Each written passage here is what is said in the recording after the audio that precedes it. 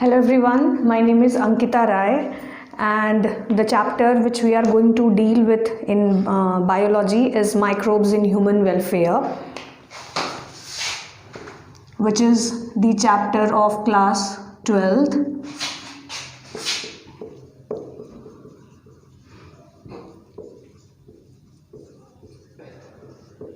Now when we talk about microbes, the first thing that comes to our mind is that what are microbes? Are they harmful or are they useful also? So these microbes are actually the tiny organisms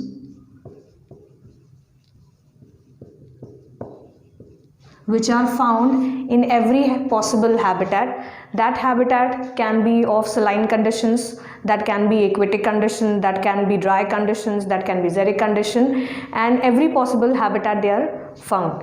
So tiny organisms found in every habitat. So this basically shows that they are cosmopolitan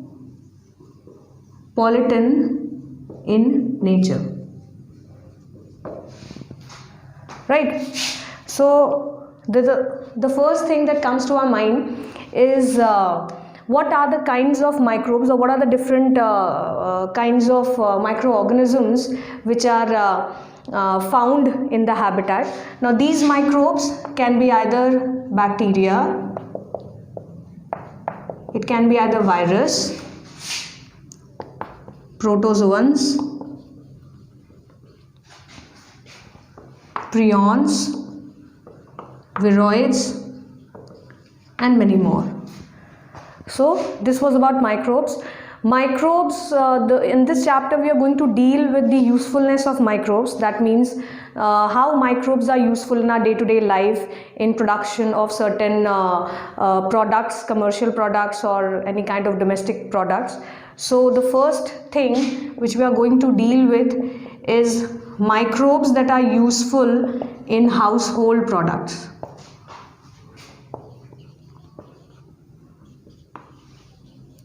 So the first household product which is commonly used in which is commonly produced in our home or houses is that of curd.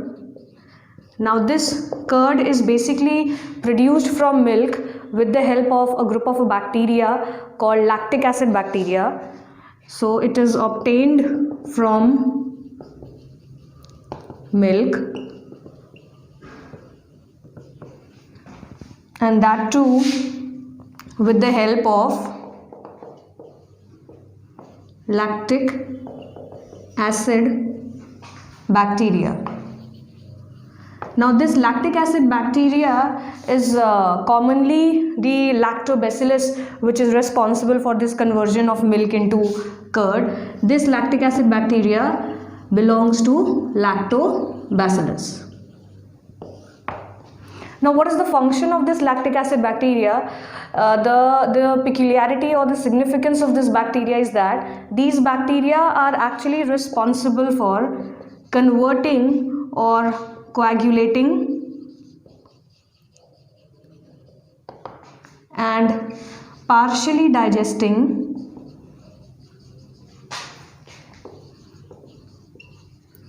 milk protein. So these bacteria, they basically partially digest and coagulates milk protein, which is casein. Now once this process of coagulation and digestion of milk protein takes place, the milk gets converted into curd. So this was about lactic acid bacteria, and once this milk gets converted into curd, the curd has some of the enhanced nutritional benefits, and which are like curd shows an increased amount of vitamin B12 content. So they basically shows an increased amount of vitamin B12 content, and these bacteria, they are also found in this lactic acid bacteria, they are actually found in stomach,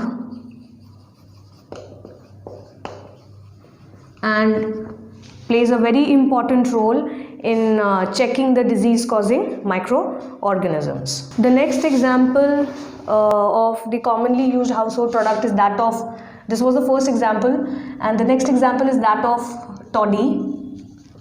Toddy is actually a traditional drink.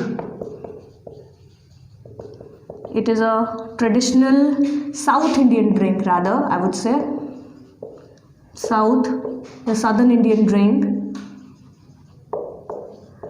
which is actually prepared by fermentation of palm sap. So its preparation is actually done by, prepared by fermentation of palm sap. So this was the second household product which is commonly being prepared with the help of microbes, and this palm sap, the fermentation of palm sap is actually carried out with the help of certain bacteria. The third example is that of dough, which we commonly use in houses for making rotis or chapatis or idlis or dosas. The puffiness which is obtained or which is observed actually in dough, the puffiness of dough is because of the appearance or evolution of carbon dioxide gas. So the puffiness of the dough which we observe, the fluffiness of dough that which we observe is because of the evolution of carbon dioxide gas. Now this evolution of carbon dioxide gas is actually carried out by fermentation of bacteria.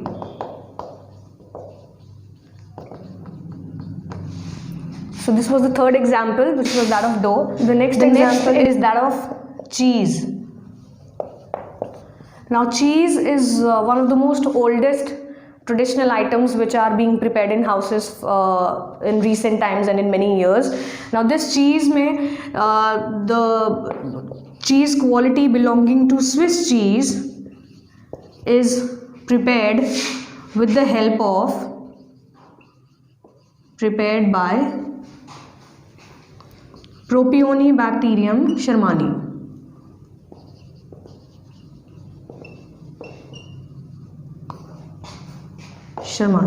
So this is a bacteria which is actually responsible for ripening, or I would rather say it is basically responsible for preparation of Swiss cheese. There's another cheese called Roquefort cheese. Roquefort cheese. This cheese is basically ripened by a fungus which is Penicillium roqueforti.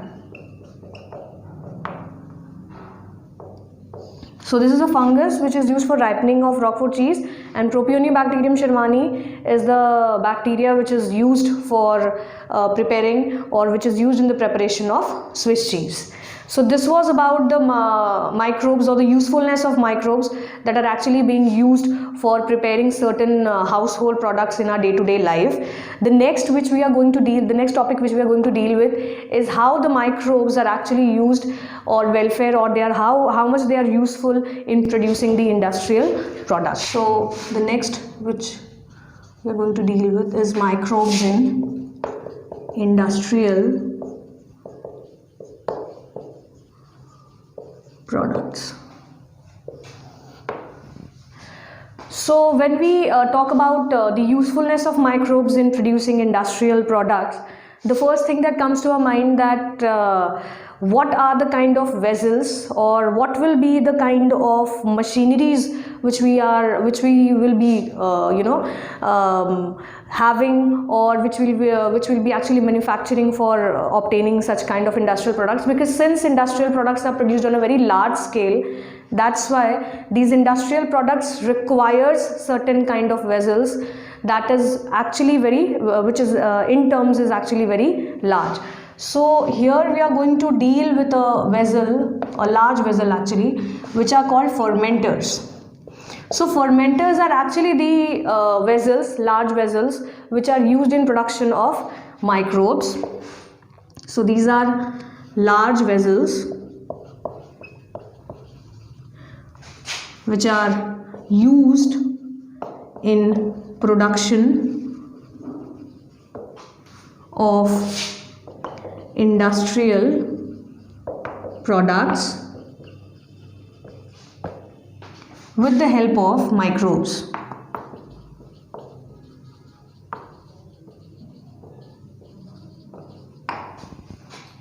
Now these large vessels, or I would rather say that the major industrial products which are primarily being used for producing are the two most important products, and those are beverages.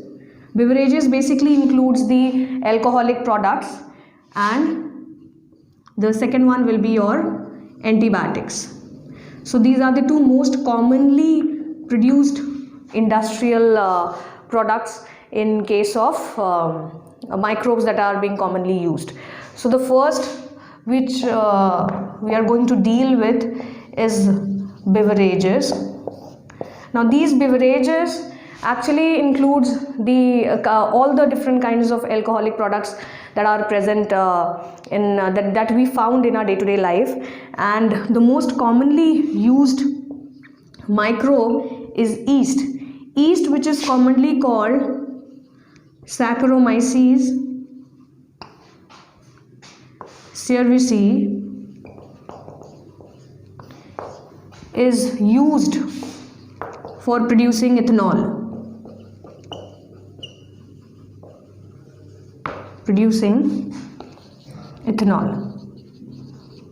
Now this yeast is actually a fungus, and this process of production of ethanol is carried out with the help of fermentation of malted cereals and fruit juices.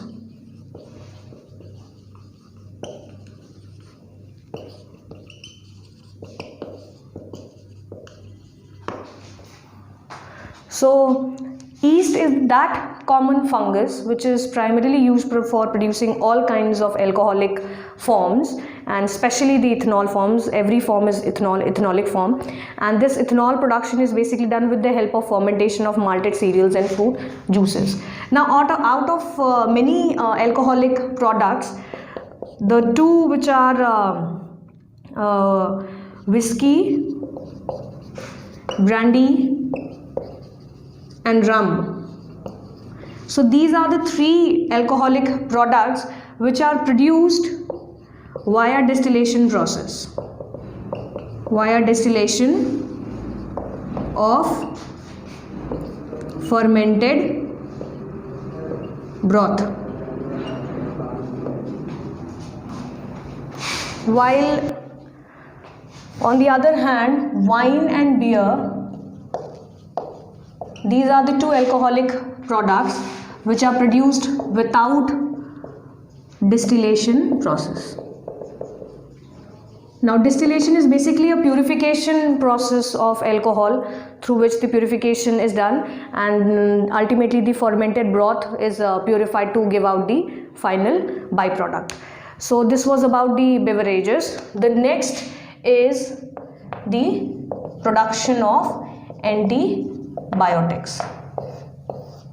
Now antibiotics are such kind of chemical substances which are produced by a group of bacteria and is in turn used to inhibit or kill the growth of other microorganisms. So we can indirectly say it as group of, it's actually a chemical substance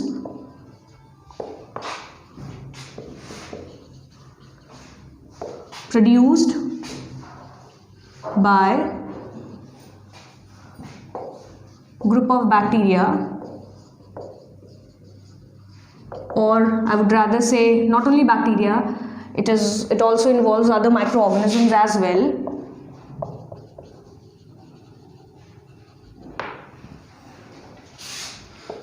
and is used to kill or retard the growth of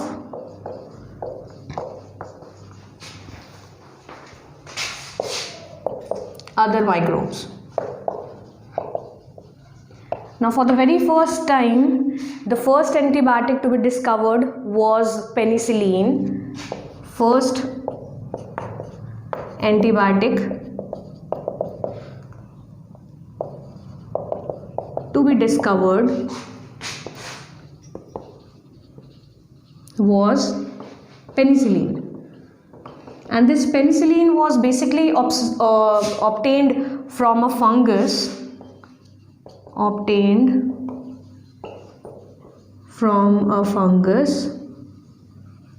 Named Penicillium notatum. The discoverer of this very first antibiotic was Alexander Fleming. So the discoverer was Alexander Fleming. However, the full and effective potential of antibiotic to kill and retard the growth of other microorganisms was actually done by two other scientists, and those were Ernest Chain and Howard Florey. The effective potential of antibiotic was recognized by two other scientists, by Ernest Chain and Howard Florey. So they were the two scientists who actually effectively recognized the potentiality of antibiotic in killing or retarding the growth of other microorganisms, and therefore Ernest Chain, Florey and Fleming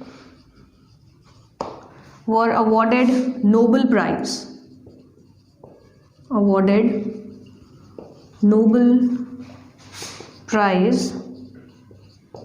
In 1945. So this was the recognition that was given to them, Ernest Chain and Florey, because though Alexander Fleming was responsible for discovering the antibiotic penicillin for the very first time, but the effective potential of antibiotic for the first time was actually recognized by these two scientists. So all three of them were awarded Nobel Prize in 1945.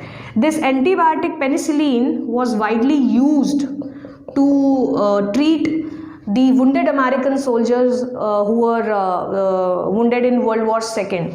So penicillin was widely used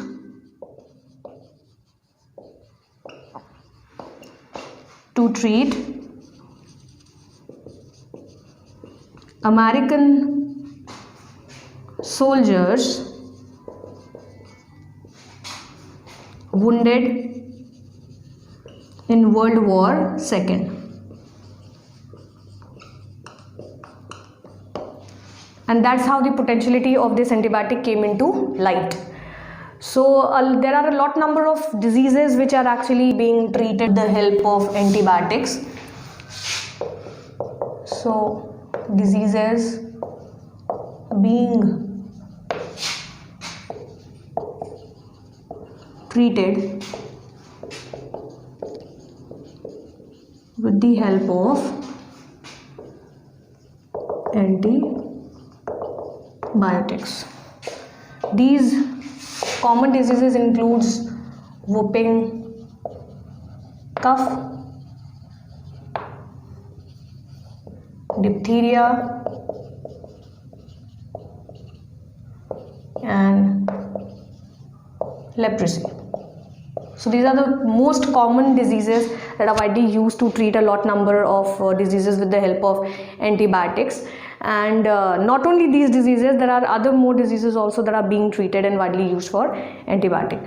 So this is all for today. In the next class, we are going to deal with how microbes are actually useful in production of enzymes and chemicals and other bioactive molecules, and how they are actually being used in sewage treatment, and what are their importance, and how they actually contribute in sewage treatment mechanism. Thank you very much.